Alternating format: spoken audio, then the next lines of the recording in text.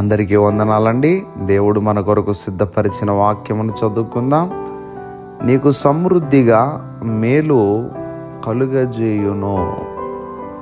ప్రియా దేవుని బిడ్డలారా, మనం నమ్మినటువంటి దేవుడు మన విషయములో ఎంతో జాగ్రత్త ఆలోచన కలిగినటువంటి దేవుడు. ఈ లోకములో జీవిస్తున్నటువంటి మనము దేవుని ద్వారా కొన్ని ఆశీర్వాదాలు పొందాలి అనుకున్నప్పుడు మనకి నచ్చినట్టుగా మనము జీవిస్తే ఆ ఆశీర్వాదాలు మన దగ్గరికి రావు. కానీ దేవుడు చెప్పినటువంటి మాట ప్రకారంగా జీవించినప్పుడు తప్పక మేలులు దొరుకుతాయి. ఉదాహరణకి ఒక ఊరు వెళ్ళాలనుకోండి, ఆ ఊరు వెళ్ళడానికి 1, 2, 3 మార్గాలు ఉంటాయి. ఆ మార్గం గుండానే వెళ్ళాలి. మనం ఎక్కడికో వెళ్ళి ఆ ఊరు వెళ్ళాలంటే మనం వెళ్ళలేం కదా. రాజమండ్రి వెళ్ళాలనుకున్నాం, రాజమండ్రి వెళ్ళడానికి మార్గం తెలుసుకొని మనం వెళితే ఆ ఊరు చేరుకోగలుగుతాం, ఆ పట్టణాన్ని చేరుకోగలుగుతాం. మనం ఎటు సైడ్కో వెళ్ళిపోతూ ఇటువైపు రాజమండ్రి ఉండాలంటే వీలు కుదరదు కదా. అలాగే దేవుడు కూడా కొన్ని మార్గాలు చెప్పాడు. ఇదిగో, నీవు ఈ రకంగా జీవించినట్లయితే, ఈ ప్రకారంగా ఉన్నట్లయితే నేను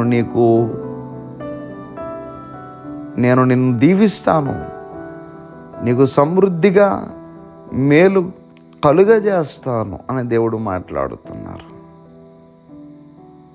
దేవుని యొక్క వాక్యమును విని దానికి మనము లోబడినప్పుడు, దేవుని యొక్క వాక్యమును విని ఆ వాక్యమునకు మనము లోబడినప్పుడు, ఆ వాక్యానుసారంగా జీవించినప్పుడు నీకు సమృద్ధిగా మేలు కలుగజేయును. ఎలా? నువ్వు ఏమి చేసినా ప్రతి విషయంలో కూడా దేవుడు దానిని మేలుగా చేసేస్తూ ఉంటారు.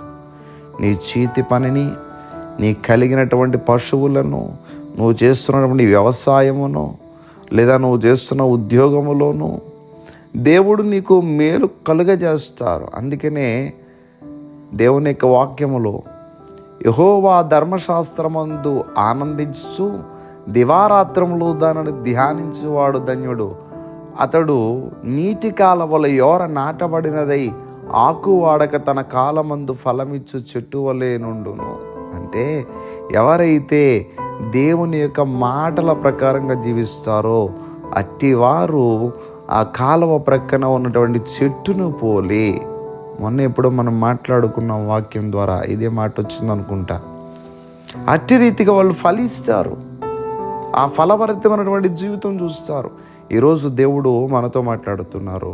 నీకు సమృద్ధిగా మేలు కలుగజేయను. నీ జీవితంలో మేలు కలుగజేయాలి అంటే దేవాది దేవుడు నీ జీవితంలో దేవుడు మేలు కలుగజేయాలి అని అంటే నీవు దేవుని యొక్క మాటలు విని వాటికి లోబడి వాక్యానుసారంగా జీవించినప్పుడు తప్పక నీవు, నీ కుటుంబము, నీ కలిగిన సమస్తము సమృద్ధిగా మేలులతో నింపబడతావు. దేవుడి మాటలు దీవించునుగాక.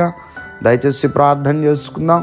సర్వాధికారైన దేవా, మీకు వందనములు. ఈరోజు నిబిడల వారు పనులు ప్రారంభిస్తూ ఉంటుండగా నిబిడల పనులకు తోడుగా ఉండి ఈరోజు వారి అవసరములన్నిటినీ కూడా తీర్చి నిబిడల చేయి పట్టుకుని మీరు నడిపించమని యేసుక్రీస్తు వారి యొక్క నామం పేరట అడిగి వేడుకుంటూ ఉన్నాం మా పరమ తండ్రి. Amen, amen, amen.